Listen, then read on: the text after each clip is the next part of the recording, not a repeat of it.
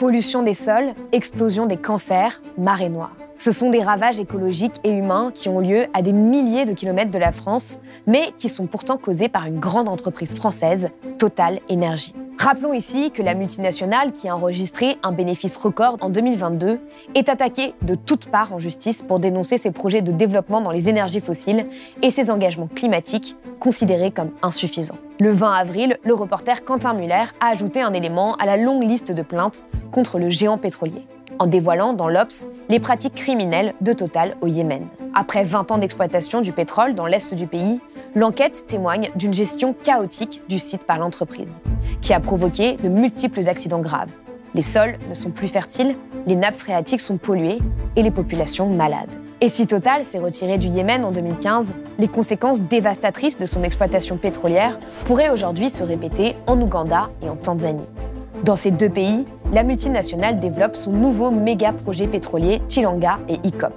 Tilanga sera un champ de 426 puits forés dans la savane pour extraire le pétrole, et ICOP, le plus long oléoduc chauffé au monde pour acheminer le pétrole sous terre jusqu'au port de Tanga où il sera exporté.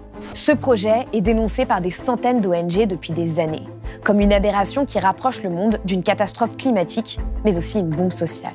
Plus de 100 000 personnes risquent d'être expropriées par les constructions. Et sur sa durée d'exploitation, le méga-projet pétrolier pourrait émettre 379 millions de tonnes de CO2. Le tout sans compter les risques de fuite et de marée noire. Alors, quels ont été les impacts de l'exploitation pétrolière de Total Énergie au Yémen? En quoi ces risques sont-ils encore présents aujourd'hui dans d'autres pays? Comment les populations locales et la société civile internationale peuvent-elles se mobiliser pour obtenir réparation et empêcher les ravages?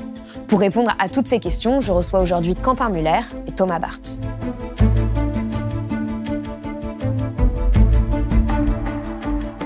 Bonjour à tous les deux, merci d'être venus sur le plateau de Blast. Alors, Quentin Muller, vous êtes journaliste-reporter spécialisé sur le Yémen et le Golfe arabo-persique et vous venez de sortir une grande enquête dans l'Obs qui s'appelle « Yémen, les eaux noires de Total » sur les ravages de l'exploitation pétrolière de l'entreprise française sur l'environnement et la santé des habitants dans le pays. Dans l'est du pays d'ailleurs, précisément.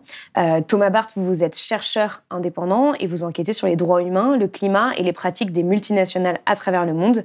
Vous avez rédigé pour Survie et les Amis de la Terre des rapports sur les projets pétroliers de Total Énergie Tilanga en Ouganda et ICOP en Tanzanie. Donc ces deux projets ont été retardés par les mobilisations, mais ils pourraient voir le jour d'ici fin 2023. Et la raison pour laquelle j'ai voulu vous recevoir tous les deux ensemble, c'est un peu pour faire un pont entre le passé, le présent et le futur et comprendre les agissements de Total dans les pays qui sont à des milliers de kilomètres de chez nous, au détriment des populations locales, de leur environnement, mais aussi du climat, ce qui nous concerne toutes et tous. Pour commencer donc votre enquête, Quentin Muller, vous l'avez sortie le 20 avril, et sur Twitter, vous avez écrit « Je me suis rendu dans l'est du Yémen et j'ai rencontré la mort ». Vous ajoutez que ce que vous avez découvert, c'est un des plus grands scandales environnementaux de l'histoire du Yémen, qui devrait absolument faire la une. Est-ce que vous pouvez nous raconter? Oui, alors je suis parti dans la plus grande région du pays, qui s'appelle l'Hadramaout. Et il faut savoir que c'est une région où il y a les plus grands aquifères du pays. Il y a 4 grands aquifères, donc des réserves d'eau douce qui alimentent tout le pays en bouteilles minérales, en bouteilles d'eau. Et donc, en me rendant là-bas, moi, je savais que j'allais rencontrer des pollutions commises par des entreprises pétrolières étrangères, mais je ne savais pas que Total avait exploité du pétrole de 1996 à 2015. Donc, j'avais un peu aucune idée de ce que j'allais rencontrer. Mmh. Et c'est en discutant avec des avocats yéménites qui avaient représenté des victimes de ces pollutions que j'ai découvert que Total s'était rendu coupable de tout un tas de pollutions extrêmement graves, que moi je dis criminelles, puisqu'elles ont mené à la mort indirectement des centaines de Yéménites, et probablement plus. Et cette pollution ne se limite pas à cette région du Yémen, mais à tout le pays, puisque on boit de l'eau venue de l'Hadramaout dans tout le pays. J'ai été par exemple au sud, tout à l'ouest et au nord aussi, et on buvait des bouteilles d'eau qui venaient de l'Hadramaout. Alors quand je me suis rendu sur place, on m'a tout de suite expliqué que les installations pétrolières, elles se trouvaient sur les dessus des canyons, parce que l'Hadramaout, c'est des centaines et des centaines de canyons, c'est très très joli, et les installations pétrolières sont toujours au-dessus. Donc les habitants vivent dans les vallées, donc en bas, et n'ont pas accès à ces installations pétrolières. Et donc, tous les puits se trouvent au-dessus donc, de ces montagnes. Et c'est une région qui est soumise à des moussons régulières dans l'année, donc des pluies importantes, parfois des crues extrêmement violentes. Et donc, quand il pleut, ça fait un effet de bassine, si vous voulez. Tout descend dans la vallée, mais la pluie commence par ruisseler au-dessus. Donc, si vous n'avez pas des installations pétrolières qui sont propres, qui sont aux normes internationales, eh bien, toute cette pollution ruisselle dans la vallée, mais sur des centaines de kilomètres. Donc, ça ne se limite pas aux villages limitrophes du site de Total, du site en question. Donc, le site s'appelait le Bloc 10. Et ce que vous racontez justement, c'est qu'il y a un non-respect des réglementations de la part de Total qui, par exemple, ne gère pas ces eaux usées. Donc quand il y a justement ces moussons, ces eaux toxiques, vous allez expliquer ce que c'est exactement, se déversent dans la vallée, mais aussi le cas de la marée noire qui a eu lieu en 2008, etc. Enfin, c'est vraiment une succession en fait de problèmes dont vous parlez. En fait, quand on fait remonter du pétrole, pour l'exploiter, pour le récupérer et pour le vendre après. Dans ce pétrole-là, il y a de l'eau. Le pétrole contient naturellement de l'eau. Et cette eau-là, elle est extrêmement salée, elle est même parfois plus salée que la mer. Elle contient tout un tas de particules radioactives et aussi des métaux lourds. Et donc, cette eau-là, d'ores et déjà, elle est toxique. Mais pour la séparer du pétrole, on ajoute un cocktail chimique. Il faut en plus utiliser un cocktail chimique qui s'appelle Betex, qui est hautement cancérigène. Donc, quand vous séparez au final l'eau de cette eau toxique du pétrole, cette eau-là, il faut, selon les standards internationaux, et ça c'est le cas dans toutes les installations pétrolières dans le monde, dans le monde où il y a un État qui surveille et qui réglemente, et si les entreprises sont honnêtes également, eh bien, vous avez une usine de recyclage et de nettoyage de cette eau de production, puisque cette eau-là, elle est dangereuse. Or, Total, au nom de la rentabilité, n'a pas construit d'usine de nettoyage de cette eau. Donc cette eau-là, il fallait bien la stocker, il fallait bien la mettre quelque part. Total ne pouvait pas la déverser non plus, ça serait trop gros. Donc, ce qu'a fait Total, c'est ils ont construit des bassins un peu partout. Et moi, je me suis baladé sur Google Satellite et j'ai vu tous ces bassins. Ils sont partout. Ils ont creusé des bassins en haut des montagnes. Ils ont simplement mis un revêtement en plastique et ils ont foutu cette eau-là. Donc, des millions et des millions de mètres cubes d'eau qui sont en fait stockés dans ces bassins, en attendant que le soleil sèche en fait, sèche cette eau de production. Et cette eau de production que cette eau potentiellement, toxique, elle peut infiltrer les sols ou s'évaporer avec la chaleur. Avec l'évaporation, les produits chimiques vont dans l'atmosphère. Voilà, déjà. Donc les gens des vallées environnantes respiraient ces produits chimiques qui étaient éparpillés avec le vent. Et puis surtout, au fur et à mesure que cette eau sèche, elle laisse des particules qui forment au fur et à mesure, année après année, des boues. Et des boues concentrées en radioactivité, en métaux lourds et en toxicité. Et ces boues sont encore là. C'est-à-dire que les bassins sont toujours présents. Et quand on regarde depuis le satellite, on voit que les boues remontent en fait carrément. Et elles sont balayées par les vents, balayées par les pluies. Et donc ça, c'est extrêmement dangereux pour la santé et l'environnement. Ce que vous racontez dans votre reportage, c'est que qu'à partir de 2008, il y a vraiment une explosion des cas de cancer chez les habitants. Et vous commencez votre reportage avec un petit garçon, Adam, qui a 6 ans et qui est défiguré par une tumeur au cerveau. Les cas de cancer sont partout. En fait, quand on se rend dans ces villages, il y a un cancer dans chaque habitation. Chaque famille est endeuillée par un cancer. Donc ces maladies-là, les villageois me disent, sont apparues au début de l'exploitation pétrolière de Total. Et ce que je veux rajouter, c'est que cette eau de production, cette eau toxique, Total, ces bassins ne suffisaient pas pour l'éliminer.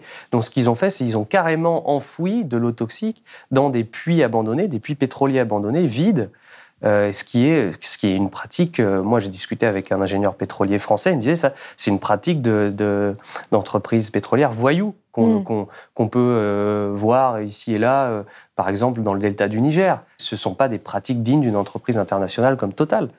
Et lui n'y croyait pas à ses oreilles quand je lui disais ça. Et il y a eu une succession d'accidents aussi, en fait, du fait du non-respect de toutes les réglementations par Total. Ouais, en 2008, mars 2008, il y a eu l'explosion du pipeline de Total. En fait, Total envoyait son pétrole à un autre bloc, à une autre entreprise qui, elle, l'envoyait sur la côte pour l'exporter.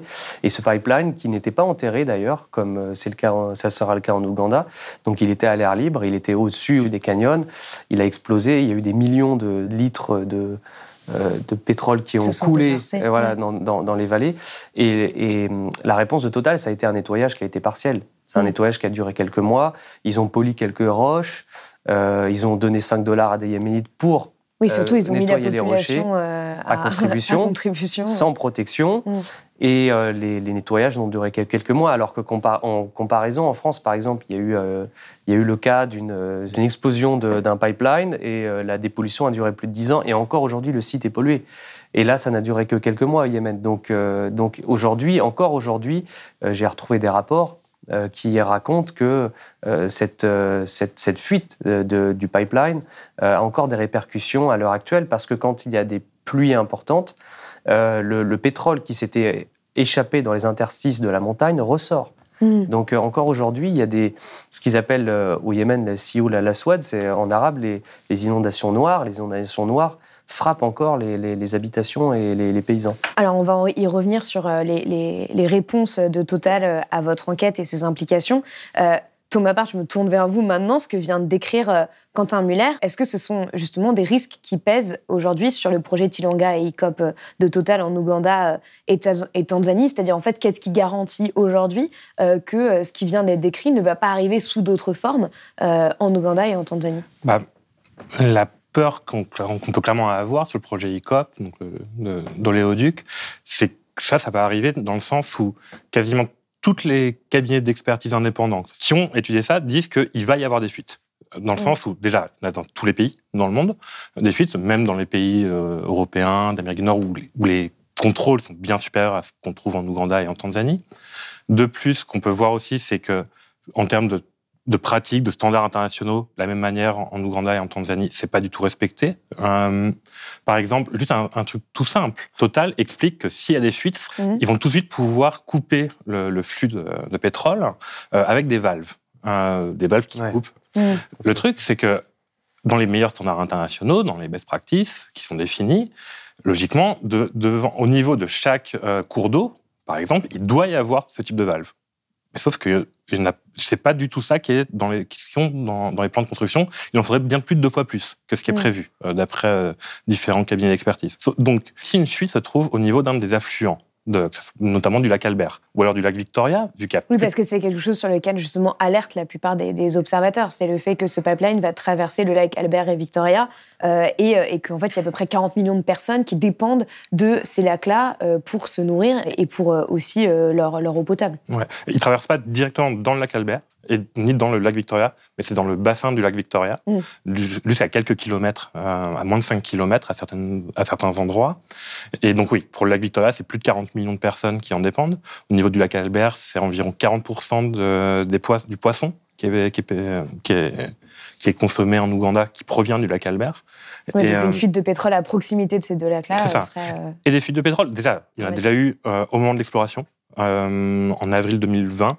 Il y a déjà eu une fuite de pétrole au niveau du district d'Ohima, au niveau du lac Albert. C'était un puits d'exploration qui a explosé en pleine nuit et qui a donc déversé du pétrole au niveau du lac Albert. Autre chose qui augmente très fortement les risques de fuite au niveau du pipeline, c'est le fait que toute cette zone-là, c'est l'une des zones à l'activité sismique les plus élevées dans le monde. Juste sur les 20 dernières années, il y a eu plus de 300 tremblements de terre avec une magnitude supérieure à 4,5, donc en gros, beaucoup. Ouais. Et ça, quand un terrain bouge, forcément, ça augmente le risque que ça pète. Et pourtant, Total a produit, comme vous le disiez, de nombreuses études d'impact et explique que tout est fait du point de vue de la part de l'entreprise pour préserver la faune et la flore locale et que tout va bien, quoi. Et ils expliquent aussi que justement, l'opération ougandaise est celle qui présente le meilleur bilan carbone de la moyenne des sites fossiles. Enfin, qu'en gros, ils sont bien dans les normes et tout ça. Oui, alors, il balance plein de choses. Sur, par exemple, les études d'impact, il y a plein de documents qui n'ont jamais été publiés. On ne sait même pas s'ils ont été produits. Par exemple, notamment, en cas de fuite, c'est quoi le protocole ? Ça, on ne sait pas. C'est quand même assez hallucinant de lancer un projet. On ne sait même pas ce qui se passe en cas de fuite. Je ne sais pas s'il y en avait un au Yémen. Oui, alors justement, pour ce qui a été de la fuite, eux, comment ils ont colmaté ça, donc ils m'ont détaillé, et puis les ingénieurs m'ont détaillé, puis après Total m'a détaillé comment ils ont résorbé, nettoyé, soi-disant, les impacts. Ça a été seulement, en fait, de construire des petits châteaux de sable avec des camions autour des montagnes où le pétrole pouvait ressortir en cas de pluie. Donc ils ont fait des châteaux de sable pour faire barrage au cas où la pluie ressortait. Et ça, c'était le protocole qui était prévu à la base ? Alors, je ne sais pas si c'était le protocole qui était prévu à la base, mais en tout cas, c'est ce qu'ils ont fait. Et puis ils ont mis des coussins absorbants pour récupérer le pétrole quand il allait ressortir avec la pluie. Et par contre, ils n'ont pas fait de dépollution des sols. C'est-à-dire qu'ils n'ont pas creusé, traité le sol, etc. Ils ont juste... après, ils ont pris des tuyaux pour aspirer le pétrole qui avait été ici et là, qui avait créé des mares, mais pas plus. Il n'y a pas eu d'autre nettoyage que ça.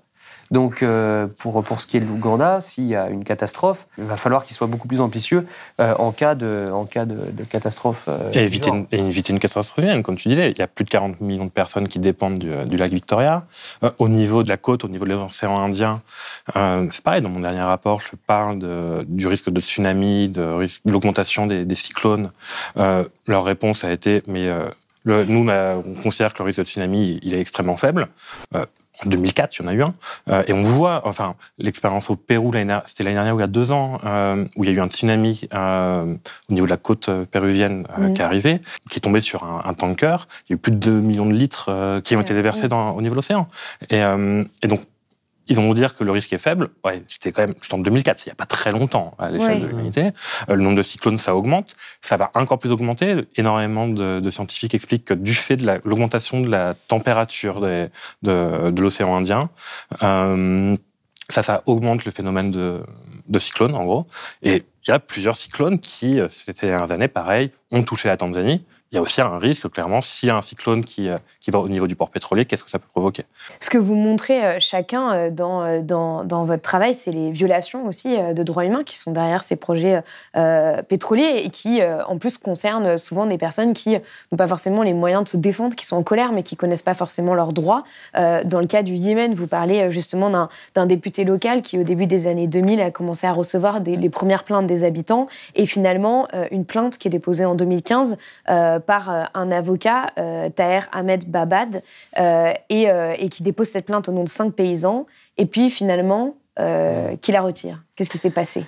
Alors, ce qui s'est passé, c'est un peu flou, c'est-à-dire que moi, j'ai récupéré la plainte, on voit ces 5 paysans qui listent tout leur quotidien qui a changé, toute leur vie qui a été bouleversée à cause de l'explosion du pipeline et de la pollution globale de Total dans leur région.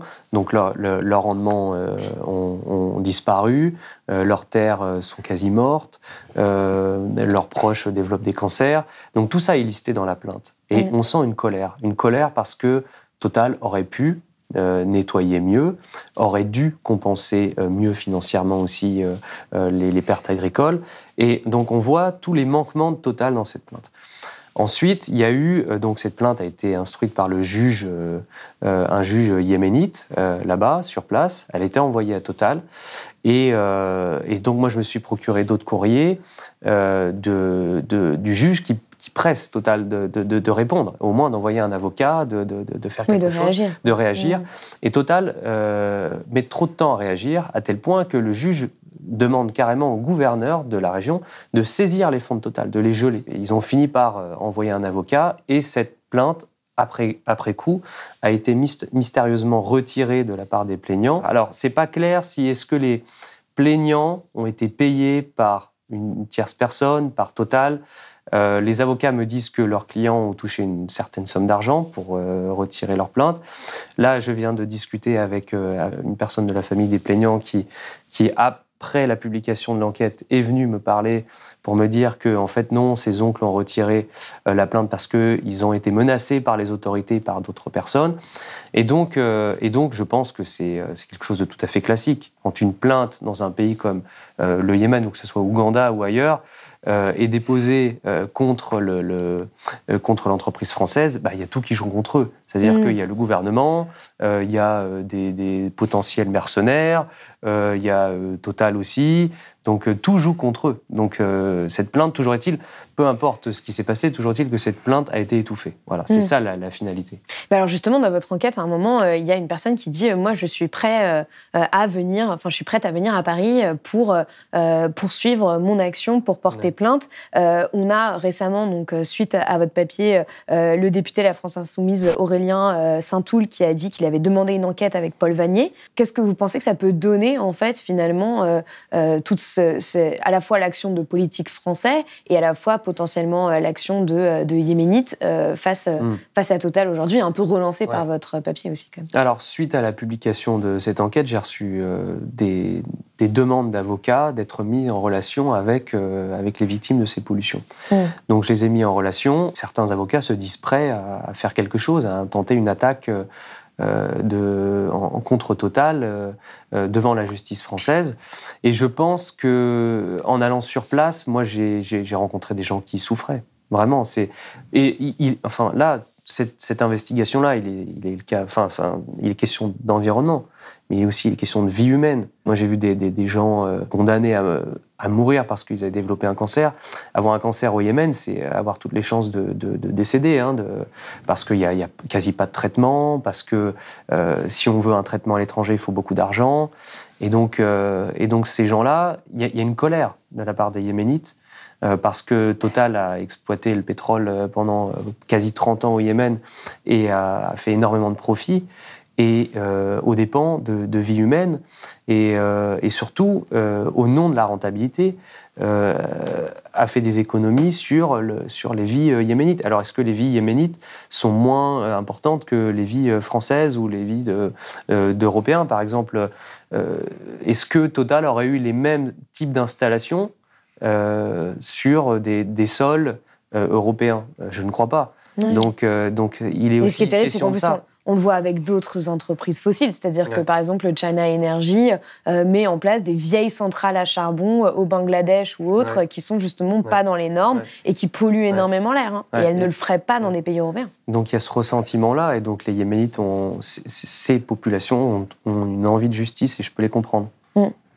Alors justement, ce que vient d'évoquer Quentin Muller a quand même un lien avec le projet ICOP, parce que on sait qu'il y a près de 100 000 personnes qui sont déjà affectées, enfin qui vont être affectées par ce projet.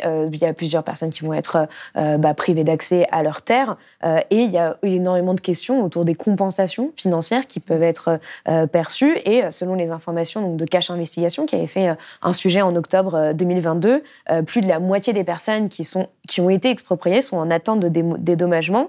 On a comme le Parlement européen qui s'est saisi de l'affaire de ICOP en parlant de violations de droits humains et de risques environnementaux, en demandant justement de retarder le projet. Vous, quelles sont sur cette question des droits humains, quelles sont les violations de droits humains que vous avez constatées sur place, et quels sont les moyens aujourd'hui qu'ont les habitants pour se battre face à Total, en tout cas à obtenir justice, du moins. Elles sont multiformes, les violations de droits humains. Déjà, il y a toutes les violations de droits humains vis-à-vis des plus de 110 000 personnes, plus de 118 000 personnes qui sont expulsées. C'est-à-dire que bien avant de toucher leur compensation, ces personnes-là ne peuvent plus utiliser librement leurs terres. À partir de, en gros, plus ou moins automne 2019, elles pouvaient utiliser leurs terres uniquement pour certains types de cultures. Les personnes n'avaient pas le droit non plus de, par exemple, réparer leur maison. Alors que ce sont pour la plupart des maisons en terre où il faut les réparer tous les ans, sinon elles s'écroulent, quoi. Donc voilà, déjà il y a toute cette violation de droit de propriété, mais qui a des conséquences énormes sur le taux de scolarisation. Les personnes qui ne peuvent plus cultiver, parce que quand je dis les personnes, ce sont à 99% des fermiers, des paysans. Donc à partir du moment où ils n'ont plus le droit de cultiver leurs terres, ils n'ont plus de revenus, ils peuvent plus acheter à manger, ils peuvent plus cueillir pour se nourrir, ils peuvent plus envoyer leurs enfants à l'école, ils peuvent pas aller à l'hôpital, etc., etc. I have lost total leg due to the oil activities, and all these has been caused by Total. My family situation is bad. It's hunger. My children are no longer going to school because of the 3 acres of land that was stopped to use by the oil company. Après, il y a toutes les violations de droits humains de type pression, déjà pour les obliger à signer.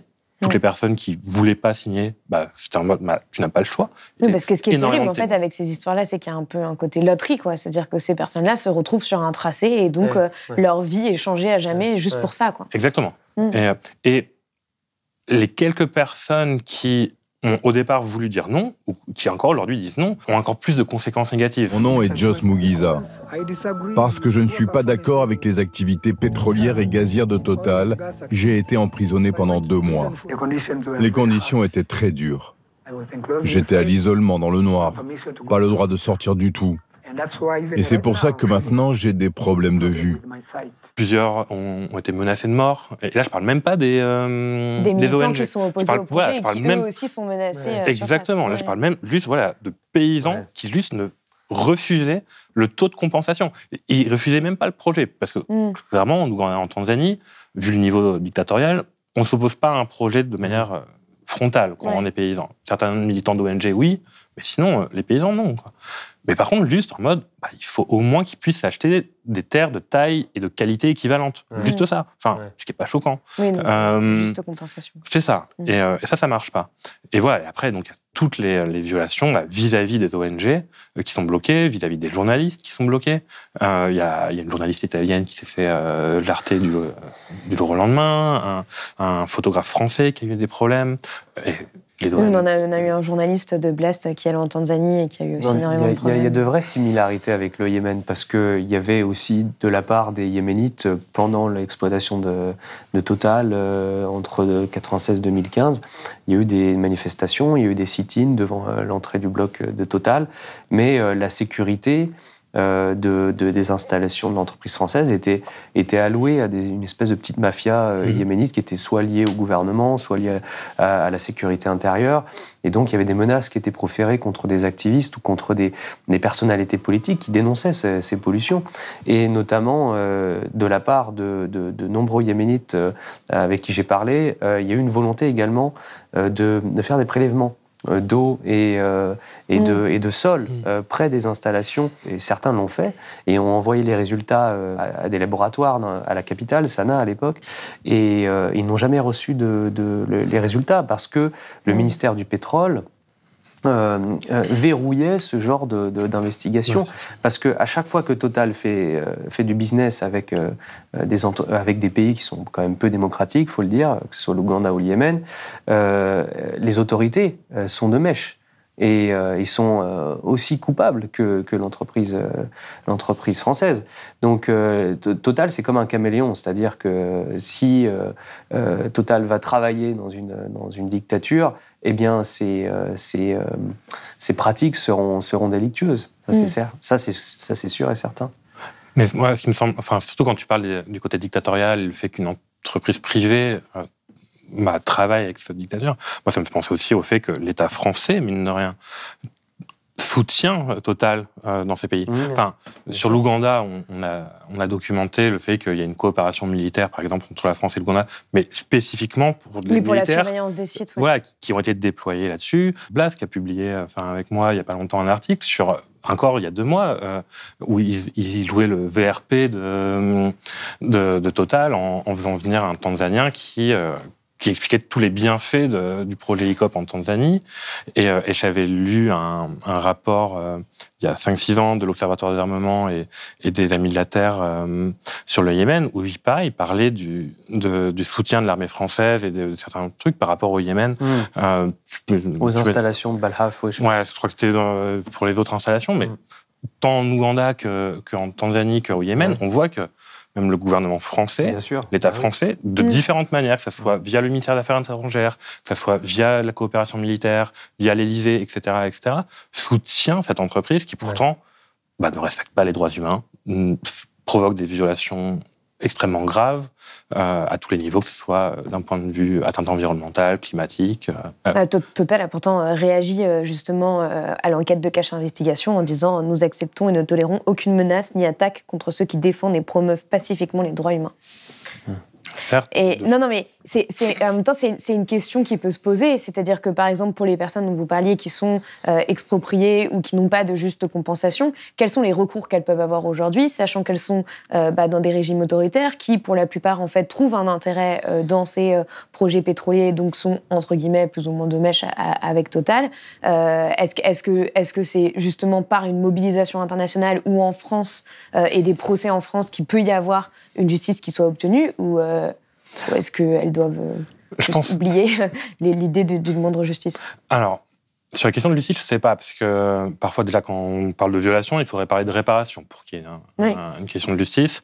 Pour l'instant, ça, on n'y est pas. Ce qui est clair, c'est que les mobilisations, à mon avis, sont une bonne chose pour plein de raisons. Déjà, parce que ça met la pression sur ce type d'entreprise, tant sur des entreprises comme Total que tous les financeurs, toutes les banques, etc., qui, par exemple, sur le projet ICOP, ne veulent pas le financer. C'est pour ça que Total n'arrive pas à financer, d'ailleurs, ce projet-là. Oui, parce qu'il y a une mobilisation depuis des années et qui s'est beaucoup intensifiée ces derniers mois et qui a permis, enfin, en tout cas, a fait en sorte qu'il y ait des banques, des investisseurs qui se retirent du projet parce qu'il n'est considéré comme complètement contraire à ce qu'il faudrait faire aujourd'hui, selon l'Agence internationale de l'énergie ou encore le GIEC, c'est-à-dire ne plus exploiter, enfin, ne plus créer de nouveaux projets fossiles. Exactement. Et je pense que c'est pareil pour la vie des personnes expulsées. Il y a quand même plus de choses. Par exemple, quand j'y étais, les premières personnes qui se sont fait arrêter autour de moi, en 2018-2019, on ne pouvait rien faire pour les faire. Enfin, c'était extrêmement compliqué de les faire sortir parce qu'il n'y avait aucun média qui n'en parlait. Ouais. Mine de rien, aujourd'hui, quand mes contacts, mes sources, mes partenaires, et des militants que je ne connais pas se font arrêter, des médias en parlent, comme tu as dit, le Parlement européen a dénoncé toutes les violations. Ça met une pression tant sur Total que sur le gouvernement ougandais qui peut, je pense, diminuer un peu la pression. Ça, c'est déjà quelque chose. Ou, par exemple, sur l'interdiction d'utilisation des terres pour les paysans, avant que les 6 ONG, les 2 françaises et les 4 ougandaises lancent une action en justice. Alors peut-être que c'est une question de concomitance, mais avant cette action en justice, en gros, les personnes n'avaient pas le droit du tout d'utiliser leurs terres. Et c'est de manière concomitante que Total aurait dit non, il y a juste une incompréhension. En fin de compte, vous avez le droit d'utiliser vos terres, mais juste sur les questions saisonnières. Et ça, c'est aussi du fait de toute la mobilisation.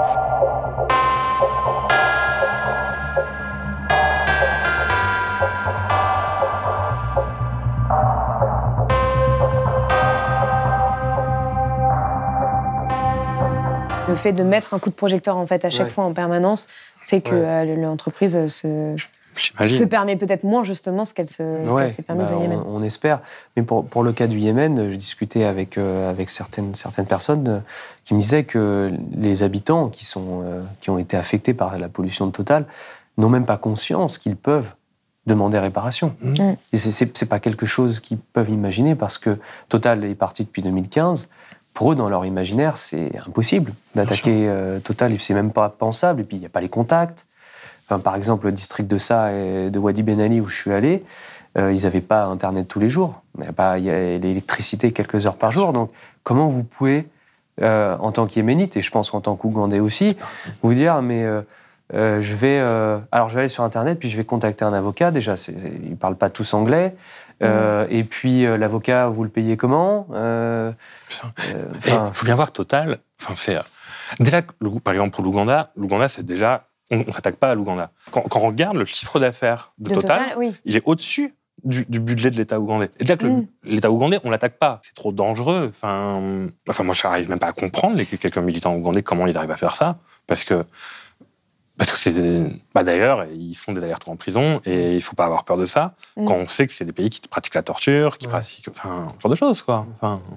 Ce qui est intéressant, c'est qu'il n'y a pas longtemps, il y a une coalition qui a fait une sorte de canular pour faire croire qu'il y avait un projet de pipeline qui allait traverser l'Europe de l'Ouest et une partie de la France. Et donc, ce genre de canular, en quelque sorte, par des activistes, nous permet de réaliser que, en fait, voilà, toutes ces histoires-là de pipeline, en général, arrivent très loin des pays européens. Enfin, en tout cas, voilà, pas juste à côté de chez nous quand on habite en France. Et donc, finalement, on s'en manque un peu, ça nous paraît loin. Et vous disiez sur Twitter, vous disiez le scandale de Total au Yémen devrait être le scandale de trop. Alors, dernière question à tous les deux, pourquoi est-ce que vous considérez que ce scandale devrait être le scandale de trop ? Parce que quand on dit Total, on a en tête tout un tas de scandales différents dans des pays lointains, des catastrophes écologiques, des catastrophes sanitaires. Et on a l'impression que voilà, ça s'accumule. Toutes les décennies, il y en a plusieurs. Et l'entreprise est toujours là. Elle fait toujours un business, affaires un peu partout. Elle est toujours aussi puissante. Et puis aussi, il y a une communication du nouveau directeur Pouyanné qui est catastrophique. On le voit communiquer sur son salaire. Enfin, tout ça est de l'ordre de l'indécence. Et on a l'impression que le gouvernement français est toujours aussi fier de cette grande entreprise, et que ces grandes entreprises aussi nous représentent à l'international, et que cette grande entreprise est française, et que nous, en tant que Français, en tant que citoyens, au-delà d'être en tant que simple journaliste, on n'a pas envie non plus d'être représenté par ce genre d'entreprise criminelle, au-delà de son aspect pollueur, au-delà de l'aspect environnemental. Évidemment que c'est une entreprise qui pollue, mais on aimerait au moins que ces pratiques soient réglementaires, qu'elles respectent la loi et surtout les vies humaines et la dignité humaine.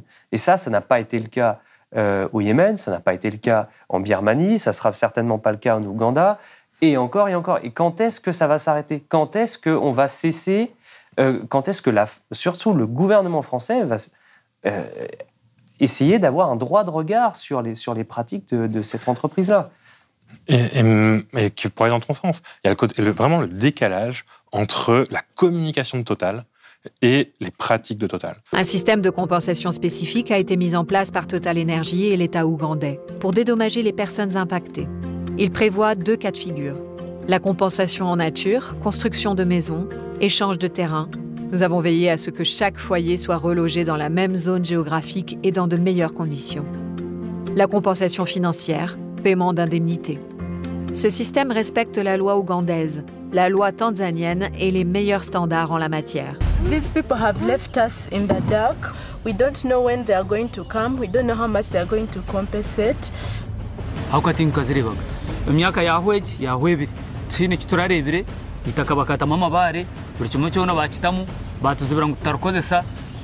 on regarde, ils disent qu'ils investissent dans les énergies vertes, etc. Mais ils n'ont jamais autant investi dans les énergies fossiles. Enfin, c'est tout ça qu'il faut voir. Oui, sur la période 2022-2025, c'est 70% de leurs investissements. Exactement. Et moi, je pense que vraiment, par rapport à ce que tu disais sur quand est-ce que le gouvernement commencera à regarder, aussi, quand est-ce qu'il y aura des barrières, entre guillemets, aussi entre l'État et ce type d'entreprise. Tout le phénomène des portes tournantes, le chargé des affaires publiques, donc en gros le monsieur Lobby de Pouyanné, c'est l'ancien bras droit de Le Drian, qui a passé les 5 ans... et les députés qui ont des actions aussi. Oui, il y a des députés qui ont des actions chez Total. Oui. Et ce phénomène des hauts fonctionnaires qui passent à Total, ou des cadres de Total qui passent, qui vont travailler directement à l'Élysée, mais comment ça se fait que ce ne soit pas règlement ? Ça crée une certaine forme de cécité chez eux ensuite au regard des droits humains. Et de complaisance, de totale complaisance. C'est ça. Et où je pense que certains hauts fonctionnaires, s'ils ont passé 20 ans à travailler pour Total, mais ils perdent la notion de c'est quoi quand on travaille pour le public et c'est quoi quand on travaille pour le privé. Et quand après, l'État français fait de la coopération militaire pour former des militaires qui vont être déployés dans la zone pétrolière en Ouganda, alors que clairement, c'est quoi les risques de sécurité ? C'est quoi ? C'est les paysans qui veulent pas, parce que concrètement, les militaires ougandais, ceux qui les voient, c'est les paysans qui veulent pas signer les accords de Total. Enfin, qui est-ce qui, au niveau de l'État français, dit on va former des militaires ? Parce qu'il y a forcément des gens qui le savent. On va former des militaires qui vont être déployés dans la zone pétrolière. Juste pour protéger des infrastructures pétrolières. Je précise d'ailleurs que le 26 mai, il y aura l'Assemblée générale de Total et qu'il y a une mobilisation pour appeler les acteurs financiers à ne pas voter, à voter contre le plan climat de Total qui ne prévoit justement encore des investissements trop forts dans les énergies fossiles. Mais c'est un peu naïf de dire ça, mais c'est aussi aux actionnaires de dire stop par rapport à ces pratiques-là. Mais est-ce que les actionnaires ont aussi cette conscience à la fois de l'humanisme, des notions d'humanisme et d'écologie? Mais c'est aussi aux actionnaires de dire, nous, on veut bien mettre de l'argent chez vous, mais par contre, c'est justement l'objectif de cette mobilisation en vue de l'Assemblée générale de Total. Que Total ait de meilleures pratiques à l'avenir. Mais d'ailleurs, il y a plein de militants, par exemple, de la campagne Stop ICOP, j'ai vu ça, qui visent justement des actionnaires pour leur demander de prendre position de ne pas voter le plan climat de Total. Alors, l'année dernière, ce plan climat a été voté en grande majorité, mais on verra ce que ça donne le 26 mai. Merci beaucoup à tous les deux. Merci à toi. C'est la fin de cet entretien. J'espère qu'il vous a permis de mieux comprendre les agissements de Total à l'international. Comme d'habitude, je vous mets plusieurs liens pour creuser tous les sujets évoqués en description. Souvent, ces enquêtes intéressent peu le grand public. Pourtant, ce qu'il se joue dans ces pays nous concerne au plus haut point. Alors, pour porter ces sujets dans le débat public, n'oubliez pas de partager cette vidéo au maximum, de la commenter, de la liker pour qu'elle soit vue le plus possible. Je le rappelle, Blast est un média indépendant qui ne dépend que de vos dons et vos abonnements. Alors, prenez s'il vous plaît un moment pour nous soutenir sur blast-info.fr. À très vite sur Blast.